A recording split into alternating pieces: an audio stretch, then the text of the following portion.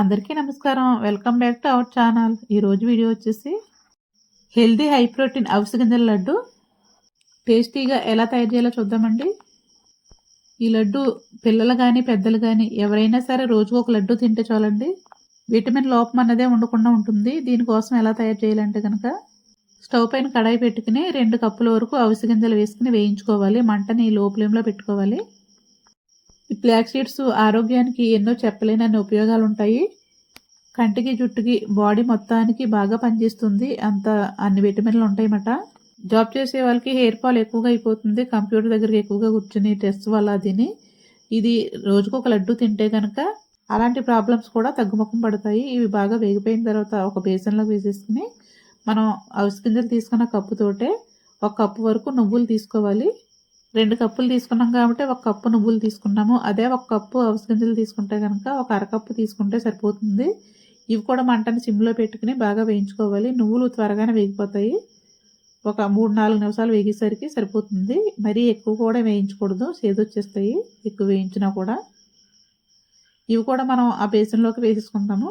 అదే కడాయిలో ఇప్పుడు 2 టేబుల్ స్పూన్ల వరకు నెయ్యి వేసుకుని 1 పావు కప్పు వరకు ఇలా కట్ చేసుకున్న బాదం పలుకులు వేసుకోవాలి. అవి కొంచెం వేగిన తర్వాత అదే కప్పుతోటి 1 పావు కప్పు జీడిపప్పు పలుకులు కూడా వేసుకుని బాగా వేయించుకోవాలి. మంటని మాత్రం సిమ్లోనే ఉంచుకోవాలి. ఇవి బాగా క్రిస్పీగా క్రంచీగా వేగాలన్నమాట. ఇలాంటి పప్పులన్నీ వేయటం వల్ల పిల్లలు ఇష్టంగా తింటారు. ఇవిలా బాగా వేగిపోయిన తర్వాత తీసేసుకుని అదే నేతిలో ఒక 3 టేబుల్ స్పూన్ల వరకు సన్ఫ్లవర్ సీడ్స్, ఒక 3 టేబుల్ స్పూన్ల వరకు పంప్కిన్ సీడ్స్ వేసుకుని బాగా వేయించుకోవాలి. గుమ్మడి గింజలు, పొద్దుతిరుగుడు గింజలు, ఈ నట్స్ అన్నీ కూడా మనకి ఆరోగ్యానికి ఎంతో మేలు చేస్తుంది. మనం రోజు కొనుక్కునే నట్స్ తినాలంటే మనకి గుర్తు ఉండదు, తినం. కాబట్టి ఇలా లడ్డూ రూపంలో తయారు చేసుకుని తింటే కనుక ఆరోగ్యానికి ఎంతో మంచిది. ఇవి కూడా వేగిపోయినాయి కదా. ఇప్పుడు మనకి నువ్వులు, అవిసె గింజలు కూడా కొంచెం చల్లారినవి. దీనిలో ఇప్పుడు ఒక 4 యాలకులు వేసేసుకుని మిక్సీ జార్లో వేసుకుని గ్రైండ్ చేసుకోవాలి. అన్నీ ఒకసారి వేయకుండా కొంచెం కొంచెం వేసుకుని ఇలా గ్రైండ్ చేసుకోవాలి. మరి మెత్తగా అయితే అవ్వదు, కొంచెం కోర్స్గా ఉంటుంది. మనం రెండోసారి గ్రైండ్ చేసినప్పుడు మెత్తగా అయిపోతుంది. రెండోసారి గ్రైండ్ చేసినప్పుడు సన్ఫ్లవర్ సీడ్స్, పంప్కిన్ సీడ్స్ ఉన్నాయి కదా, అవి కూడా వేసేసుకుని గ్రైండ్ చేసుకోవాలి. మొత్తం అన్నీ ఇలా గ్రైండ్ చేసుకున్న తర్వాత మనం ఏ కప్పుతో అవిసె గింజలు తీసుకున్నామో అదే కప్పుతోటి బెల్లం తీసుకోవాలి. ఉండలు లేకుండా ఒకసారి బాగా కలిపేసుకుని ఒక 2.5 కప్పుల వరకు బెల్లం పడుతుంది. మనం 2 కప్పులు అవిసె గింజలు, 1 కప్పు వరకు నువ్వులు, ఒక అరకప్పు వరకు మిగతా పప్పులు తీసుకున్నాం కదా, దానికి కరెక్ట్గా 2.5 కప్పులు అయితే బెల్లం సరిపోతుందన్నమాట.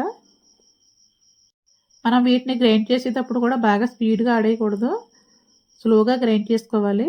ఆపుకుంటూ గ్రైండ్ చేయాలన్నమాట. ఇప్పుడు బెల్లం అంతా పొడిలో కలిపేసిన తర్వాత కొద్దిగా వేసుకుంటూ గ్రైండ్ చేసుకోవాలి.